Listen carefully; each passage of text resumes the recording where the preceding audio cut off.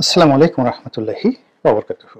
সম্মানিত দর্শক, আজকে যে শিরোনাম নিয়ে আলোচনা করব সেই আলোচনার অভ্যন্তরে যাওয়ার আগে কতগুলো প্রশ্ন তুলতে চাই আপনাদের কাছে। প্রথম প্রশ্ন হলো, দেশ কে চালাচ্ছেন? ডক্টর মোহাম্মদ ইউনূস তার নেতৃত্বে যে উপদেষ্টা মণ্ডলী রয়েছেন তারা কি শক্ত হাতে সবকিছু চালাচ্ছেন, চালাতে পারছেন, বা তারা যে চালাচ্ছেন এই ধরনের কোনো নমুনা আমাদের কাছে রয়েছে কিনা? দ্বিতীয়ত, এই মুহূর্তে পুলিশ বাহিনীর ভূমিকা কি? পুলিশ কি তার যে ঐতিহ্যগত যে ভূমিকা, আইন শৃঙ্খলা রক্ষা করবে, দুষ্টের দমন, শিষ্টের পালন, এই কাজগুলো করার যে ধারাবাহিকতা রয়েছে, যেটি গত 15 বছর ধরে আওয়ামী লীগ জমানাতে তারা রীতিমতো আওয়ামী লীগের লাঠিয়ালে পরিণত হয়েছিল, এবং শেষমেশ অর্থাৎ 2024 সনের জুলাই এবং আগস্টে তারা শুধু লাঠিয়াল নয়, রীতিমতো তাদের একটা বিরাট অংশ, এই পুলিশ বাহিনীর একটা বিরাট অংশ সরাসরি আওয়ামী লীগের হুকুমে খুনির ভূমিকাতে অবতীর্ণ হয়েছিল। তাদের যারা অপরাধী তারা এখন কোথায়? তারা কি ধরা পড়েছেন? এবং যারা নিরপরাধ তারা কি স্বাভাবিক কাজকর্মে ফিরতে পেরেছেন কিনা? যিনি নতুন আইজি হিসেবে যোগদান করেছেন তিনি অতি সম্প্রতি একটি বক্তব্য দিয়েছেন, সেটি হলো যে পুলিশের হাতে আইন শৃঙ্খলা রক্ষার কোনো ম্যাজিক নেই। আমরা আসলে তার কাছে কোনো ম্যাজিক চাচ্ছি না। ম্যাজিক শব্দটাই হলো মূলত একটা বোগাস, একটা মিথ্যা, একটা অভিনয়। আমরা পুলিশের কাছ থেকে সেটা চাচ্ছি না। আমরা কোনো ম্যাজিক কোনো কিছু চাচ্ছি না, অতি আশ্চর্য কোনো কিছু চাচ্ছি না। আমরা শুধুমাত্র অ্যাকশন এবং রিয়াকশন চাচ্ছি। পুলিশের অ্যাকশন চাচ্ছি এবং পুলিশের রিয়াকশন চাচ্ছি। এবং যেহেতু আমরা জনগণ, তাদেরকে বেতন দিচ্ছি, ভাতা দিচ্ছি, পোশাক দিচ্ছি, অস্ত্র দিচ্ছি, গোলাবারুদ দিচ্ছি, কাজেই এতটুকু চাওয়া আমাদের অন্যায্য নয়। কিন্তু সেই জায়গাটিতে পুলিশ আসতে পেরেছে কিনা? এরপরের প্রশ্ন হলো, সেনাবাহিনীর ভূমিকা কি? সেনাবাহিনী মাঠে আছে এবং তাদের সকলেরই ম্যাজিস্ট্রেসি পাওয়ার আছে।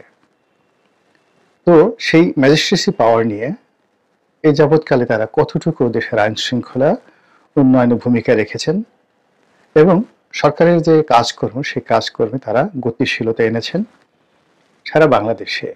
যেখানে চাঁদাবাজ, দখলদার এরা পুলিশ না আনসারকে দেখলে যেখানে ভয় পেত, তো সেই আনসারের জায়গাতে এখন সেনাবাহিনীর চৌকুশ অফিসাররা কর্মরত আছেন। তাদের সামনে টেকনাফ থেকে তেঁতুলিয়াতে যে কর্মকাণ্ডগুলো হচ্ছে, পুলিশ সেখানে কি করছে? আমাদের কতগুলো গোয়েন্দা সংস্থা রয়েছে, সেটা আর্থিক গোয়েন্দা বলেন, কিংবা সেনাবাহিনীর গোয়েন্দা বলেন, কিংবা পুলিশের গোয়েন্দা বলেন, এদের নাকের ডগায় হাজার হাজার কোটি টাকার সম্পত্তি। আওয়ামী লীগের সম্পত্তি, বিএনপির, জামাতের বা নিরপেক্ষ কোনো ব্যবসায়ীর আমল নামায় চলে আসছে পাওয়ার অফ অ্যাটর্নির মাধ্যমে। অনেক দুর্বৃত্তের টাকা অন্য তৃতীয় পক্ষের অ্যাকাউন্টে চলে যাচ্ছে। এরকম শত শত নয়, ভুরি ভুরি নয়, হাজার হাজার, লাখ লাখ ঘটনা ইতিমধ্যে গত 4 মাসে ঘটেছে। এখন পর্যন্ত কোনো আর্থিক গোয়েন্দা কর্মকর্তা যারা আছেন তারা এইরকম কোনো ট্রানজ্যাকশন বা অনিয়মিত, যেটাকে লেনদেন বলা হয়, একজন মানুষ সাধারণ ব্যবসায়ী হঠাৎ করে তার অ্যাকাউন্টে 5 কোটি টাকা, 50 কোটি টাকা, 100 কোটি টাকা চলে এসেছে, অথবা ধরুন গত 4 মাসে যে সকল পাওয়ার অফ অ্যাটর্নির মাধ্যমে হাজার হাজার বিঘা জমি, বাড়ি ইত্যাদি বিক্রয়ের জন্য আওয়ামী লীগের দোসররা অনেকেকে এখানে তারা যাকে বলা হয় পাওয়ার অফ অ্যাটর্নি দিয়েছে এবং সেগুলো নিয়ে লেনদেন হচ্ছে, এবং সেই লেনদেনের অর্থ দেশের বাইরে চলে যাচ্ছে। দেশের বাইরে চলে যাওয়ার কারণে কি হলো? আমাদের আমদানি বাণিজ্য বাড়েনি, রপ্তানিও বাড়েনি। বিদেশ থেকে যে রেমিটেন্স এসেছে সেগুলোর কারণে অব্যবহৃত ফরেন রিজার্ভ সেটা বেড়ে গেছে, কিন্তু ডলারের মূল্য অস্বাভাবিক বৃদ্ধি পেয়েছে। আমি আজকের যে ভিডিওটি করছি 29 তারিখে খোলা বাজারে ডলারের মূল্য 129 টাকা, যেটি এই এক সপ্তাহ আগেও 20 টাকা 21 টাকার মধ্যে সেটা ছিল। এখন হঠাৎ করে ডলারের মূল্য বৃদ্ধি পাওয়ার কারণটা কি? নিঃসন্দেহে আওয়ামী লীগের যারা দুর্নীতিবাজ তাদের যে অর্থ, সেই অর্থ এই সময়টার মধ্যে পাচার হয়ে যাচ্ছে। তো এই সকল যে কর্মকাণ্ড যখন ঘটছে, ঠিক সেই সময়টাতে সচিবালয়ে আগুন লেগেছে, সেখানে পাউডার পাওয়া গিয়েছে, মৃত কুকুরের শরীর পাওয়া গিয়েছে।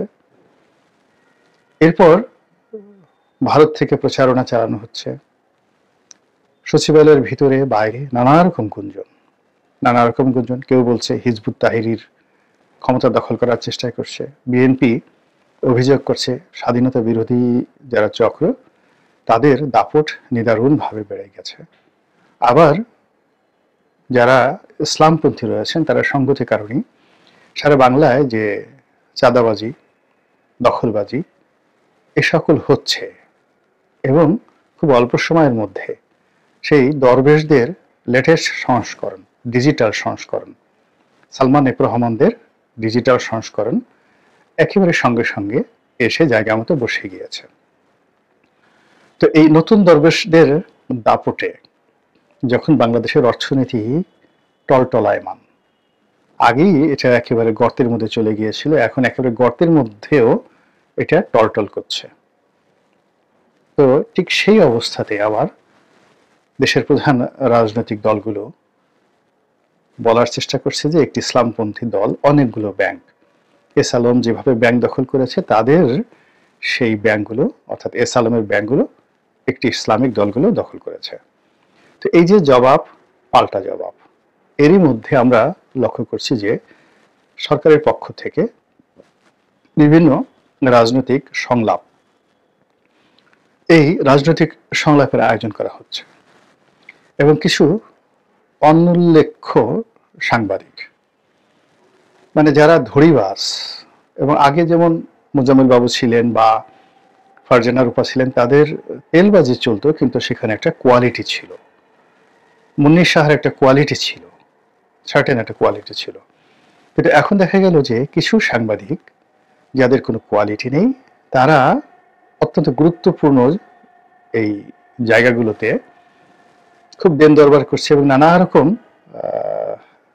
যে তৎপরতার মাধ্যমে সরকারের সাথে, রাজনৈতিক দলগুলোর সঙ্গে, ছোট রাজনৈতিক বড় রাজনৈতিক দলগুলোর সঙ্গে তারা বিভিন্ন রকম সংলাপের আয়োজন করে যাচ্ছে। আলটিমেটলি এগুলোর কোনো ইম্প্যাক্ট নেই। মূল কারণ হলো এখন যে পুরো আমাদের দেশের যে সার্বিক অবস্থা, এখানে রাজনীতির যে ভূমিকা আমার দৃষ্টিতে 1 থেকে 2% বেশি নয়, কিংবা এখানে ডক্টর মোহাম্মদ ইউনূসের ভূমিকা বা সমন্বয়কদের যে ভূমিকা, তাও মানুষ কাউন্ট করছে না। মানুষের কাছে এই মুহূর্তে শতকরা 90% মানুষের 1 নম্বর সমস্যা অর্থনৈতিক সমস্যা। সেটা প্রান্তিক কৃষক বলেন, ড্রাইভার বলেন, ঠেলা চালক বলেন, কিংবা ব্যাটারি চালিত যে রিক্সা, সে রিক্সা ড্রাইভার বলেন, সেখান থেকে শুরু করে গার্মেন্টসগুলো যে বন্ধ হয়ে গিয়েছে, এবং সেই বন্ধ হওয়া গার্মেন্টসে প্রায় 20 লাখ শ্রমিকের যে জীবন, এই জীবনের যে নিরাপত্তাহীনতা, এটা এখন তাদের কাছে জীবন মরণ সমস্যা। কে ক্ষমতা এলো, কে গেল, কে আছে, এসব নিয়ে চিন্তা করার কোনো ফুসরত তাদের নেই। তাদের সবারই পেটের চিন্তা করতে হচ্ছে।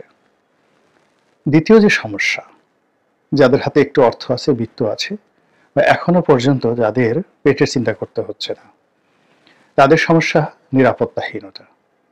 ছিনতাই বেড়েছে, রাহাজানি বেড়েছে, ডাকাতি বেড়েছে, এবং সবচেয়ে ভয়ঙ্কর বিষয়টা হলো যে আপনি রাস্তাঘাটে যদি কোনো কারণে আঘাতপ্রাপ্ত হন, আহত হন, আক্রমণের শিকার হন, আপনাকে উপকার করার জন্য কেউ এগিয়ে আসবে না, সাহায্য করার জন্য পাশে কেউ দাঁড়াবে না, এবং পরবর্তীতে আপনি এই সকল অপরাধের বিরুদ্ধে প্রতিকার পাবেন, এইরকম পরিবেশ পরিস্থিতি এই বাংলায় এখন নেই।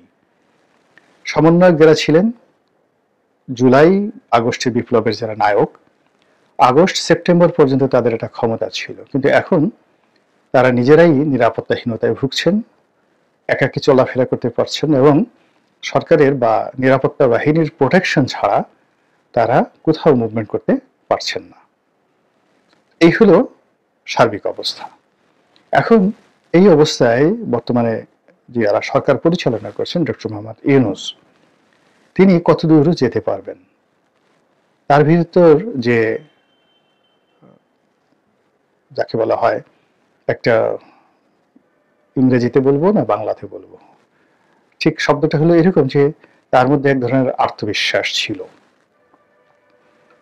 একটা স্বপ্ন ছিল যে তিনি ভালো করতে পারবেন, তার একটা কানেক্টিভিটি ছিল দেশের ভিতরে এবং বাইরে, যে তিনি রাষ্ট্র ক্ষমতায় বসে চমকিত করবেন সবাইকে। কিন্তু গত 4 মাসে সব দিক থেকে শুধুমাত্র ব্যর্থতা, ব্যর্থতা, ব্যর্থতা। এই সময়ের মধ্যে আমরা খুব অল্প কয়েকবার তাকে হাসতে দেখেছি। তিনি যখন মিশরে গেলেন, ওই সময়টিতে কায়রো আল আজহার বিশ্ববিদ্যালয়ে বাংলাদেশি ছাত্রদের উপস্থিতিতে এবং কিছু বিদেশি ছাত্রদের উপস্থিতিতে তিনি যে বক্তব্য দিয়েছেন, তখন তিনি প্রাণবন্ত ছিলেন। বেসিক্যালি সে একজন মোটিভেটর, মানে মানুষকে ভালো ভালো কথা বলে উদ্দীপনা দেওয়ার ক্ষেত্রে তার জুড়ি নেই। দ্বিতীয়ত, তিনি ফান্ড কালেকশন করতে পারেন। সেই গ্রামীণ ব্যাংকের যে মহিলা, তাদেরকে বুঝিয়ে সুঝিয়ে তাদের কাছ থেকে তিনি ঋণগুলো আদায় করতে পারেন। তিনি বিশ্বের বড় বড় প্রতিষ্ঠানগুলোকে কনভিন্স করে বিনিয়োগে তিনি উদ্বুদ্ধ করতে পারেন, এটা প্রমাণিত। কিন্তু প্রশাসন চালানো, কস্ট অ্যানালাইসিস করা, কস্ট ম্যানেজমেন্ট করার ক্ষেত্রে তার ব্যর্থতা পাহাড় সমান। আপনি যদি তার গ্রামীণ ব্যাংকের অ্যাকাউন্ট শিট দেখেন, ব্যালেন্স শিট দেখেন, তার গ্রামীণ টেলিকমিউনিকেশনের ব্যালেন্স শিট দেখেন, এবং তার আয়কর ফাইল দেখেন, এবং তার বিরুদ্ধে আওয়ামী লীগ আমলে যে মামলাগুলো হয়েছে, সবগুলো বিবেচনা করলে আপনার কাছে কখনোই মনে হবে না যে এই ভদ্রলোক অর্থনীতিবিদ হওয়া সত্ত্বেও টাকা পয়সার হিসাবের ক্ষেত্রে তার একটা সতর্ক অবস্থান আছে। ফলে আওয়ামী লীগ সরকার তাকে নিয়ে টানা হেঁচড়া করতে পেরেছে। ফাইলপত্রে যথেষ্ট ঘাপলা ছিল। এটা অপরাধ নয়, বা অপরাধ নাও হতে পারে, কিংবা অপরাধ। মূল ব্যাপারটা হলো যেভাবে যে জিনিসটি রাখা দরকার সেভাবে হয়নি।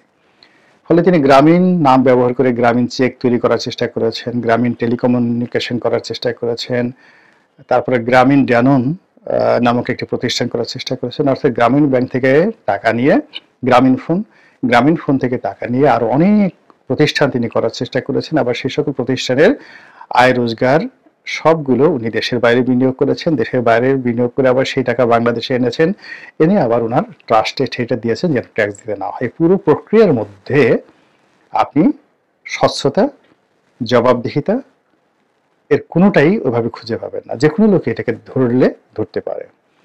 তো আপনি চিন্তা করুন যে গ্রামীণ ব্যাংক বা গ্রামীণ ফোনের টোটাল ইনভেস্টমেন্ট কত? খুব অল্প। আর বাংলাদেশের বাজেটের 6 লক্ষ কোটি টাকা প্রতি বছর আপনাকে খরচ করতে হবে।